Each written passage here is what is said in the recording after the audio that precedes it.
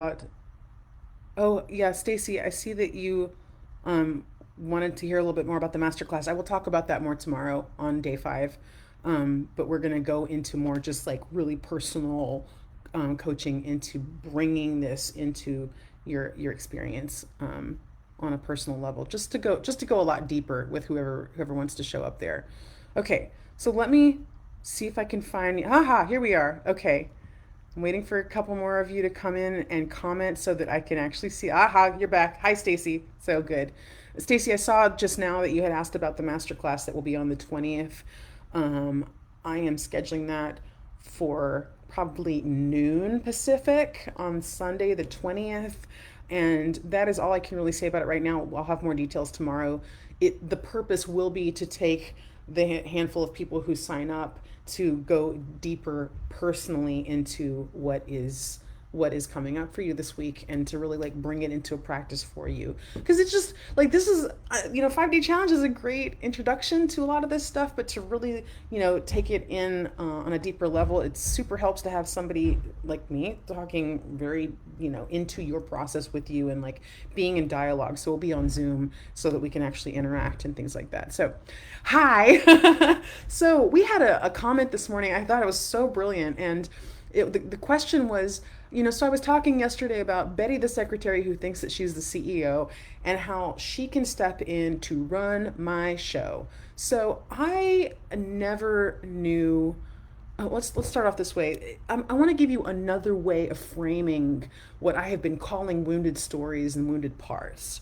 Another way of framing it that might help you understand how these energies in us can show up in useful ways and in not useful ways. So we tend to encounter the same type or quality of struggle over and over throughout our lifetimes, even as we are on our growth journey. So I don't expect that part ever to go away, but it will show up in new and different ways and different things. So before I begin the specific work of healing my relationship with myself, I didn't understand, I didn't recognize just how powerfully Betty the secretary was a go to in my life.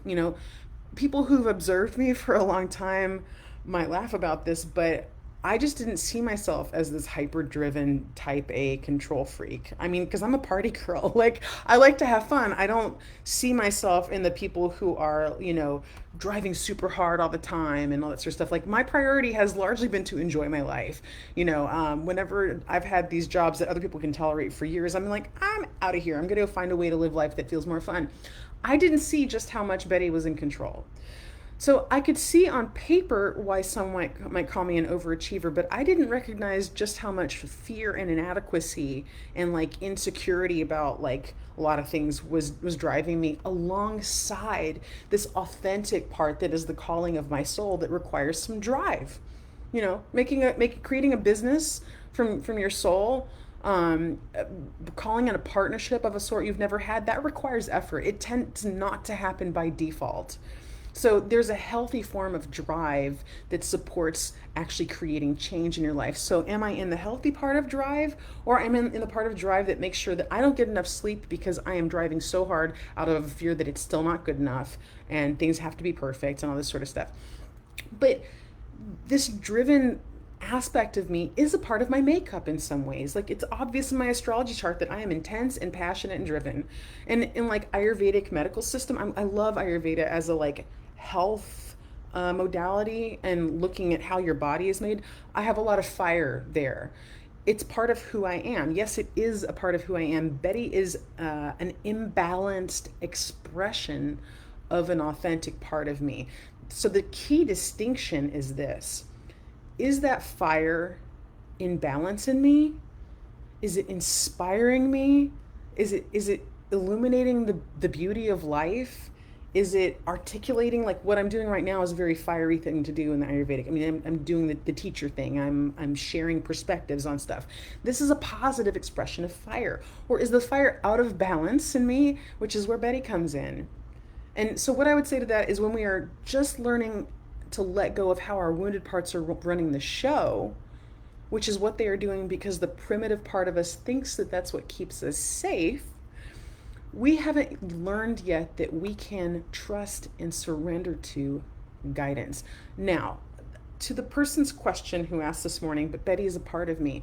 how do I make sure that I am using that for good? How do I keep that in balance? The fact that this driven part of me actually serves my purposes in some way. So I'll give an example, like exactly what I was talking about yesterday when I was like, oh, so here's my journey as it's showing up right now. This 5 day challenge is a new format for me. I have never done like 5 days in a row of something where I'm sharing new content, organizing it in a certain way, being present to you in this certain way. It's a new format for me. So anytime we're doing something new, if you have a Betty in you, Betty wants to take over.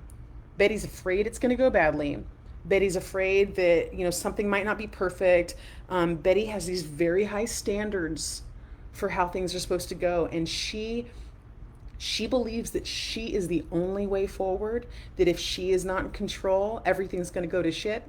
And she is so habitual for me personally that I can forget that she's there. And I'm just so used to the way she feels. And I'm still, I don't live with her in charge most of the time anymore, but I'm so accustomed to her that she can slip in without my having become aware of it. So when I realized that was happening on Tuesday night, I was exhausted. I'd only been doing this for 2 days. I was like, oh, okay, all right, I'm doing this thing that doesn't work for me anymore. So here's how I learned that Betty's way is not the only way, and it's not the best way either. If you have a Betty in you, you are sold on Betty's conviction that if you let go of the reins, that everything is not going to work as well, that you're going to do sloppy work and all that sort of stuff. But I swear to you, because I have learned this now, that Betty's way is not the best way for me. It's not the best way for you as clients and students of mine. It's not the best way for my overall vision for my business. It's not the best way for my health. It's not the best way for my relationships. Over planning is what Betty does, because Betty's afraid of doing it badly. She will over plan, and then she will over deliver, and she will give too much content. Now, obviously, I'm not short-winded. I am a teacher. That's my sole gift, and that's what I do, and I'm fine with that. But when I am, it's about where I'm coming from. Am I driven to hyper focus on my content for this week or the next day or whatever it might be, because I'm afraid it's not good enough yet, and because I don't trust divine guidance to give it to you? Here's what happens.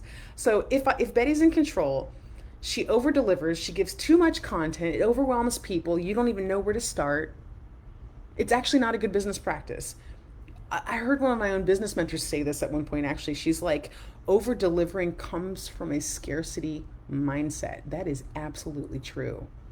So this is how I've seen it show up when I'm letting Betty run the show. People actually do better the simpler the homework is, the simpler the content is, to give you one thing at a time and let you succeed in that. I haven't mastered that yet. That's something I'm working on, is to like simplify. I think you're still doing awesome work with the homework. You're still doing great stuff with that. But I just see for myself, I'm like, I know I could simplify this even more and make it more approachable. Um, but that's my growth journey. So here's the thing too.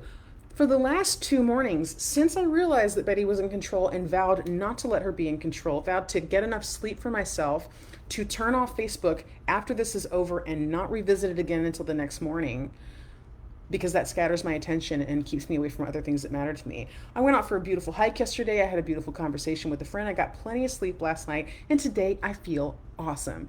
And it's a totally different presence as well for me to be in. But also, I've been allowing divine guidance to establish how we're going forward. I wake up in the morning. I don't have to spend tons of brain power with Betty trying to figure out how we're going to go forward. And I let divine guidance tell me what you need today, and let you inspire divine guidance to come through with like, okay, I wasn't planning this. This is a whole new thing. This is additional content. I didn't even plan it. Divine guidance came through me in response to a question that was asked this morning. I was like, oh, these are important distinctions that I can share. I don't feel like it's over delivering in a way that you can't handle. I feel like it's just sharing because I'm here and you're here and you want to learn this stuff. You ask the question. Somebody asked the question, and I know if one person asked the question, it's probably applicable to other people as well. Most importantly, not only does divine guidance bring me better content to share, more on target, but I'm enjoying my last 36 hours so much more. I think that's what we're here for. Like I said, the nature of reality is love. I believe that we are here to enjoy it. There's this beautiful book by a man called Wayne Muller called Sabbath. I wholly recommend this book to you. It's so good. And he talks about the concept of the Sabbath as the seventh day. God made the world, and on the seventh day he rested. And we also, made in the likeness and image of God, uh, creative beings that we are, take the seventh day to rest. And Wayne Muller talks so beautifully about this in so many ways, how it's a day for resting, for enjoying things, for enjoying each other, for making love, for feasting together, for going out in nature, for having peace time with the divine and really reconnecting and relishing our experience here on earth. I believe that's what we are here to do. I am not here to drive myself crazy living my soul's purpose. I am here to blossom in my soul's purpose. I am meant to enjoy every bit of this. So, how can I be teaching you about self love if I'm not doing that work of being like, how am I not being loving of myself in this very process? So, so key, so important. I hope that that was useful to you as a distinction. Thank you. Oh, thank you, Sonia. That's so sweet. New format for me, and I'm killing it. Thank you so much. I appreciate that. I love to be supporting you. This is, divine guidance got me into a whole new position in my life.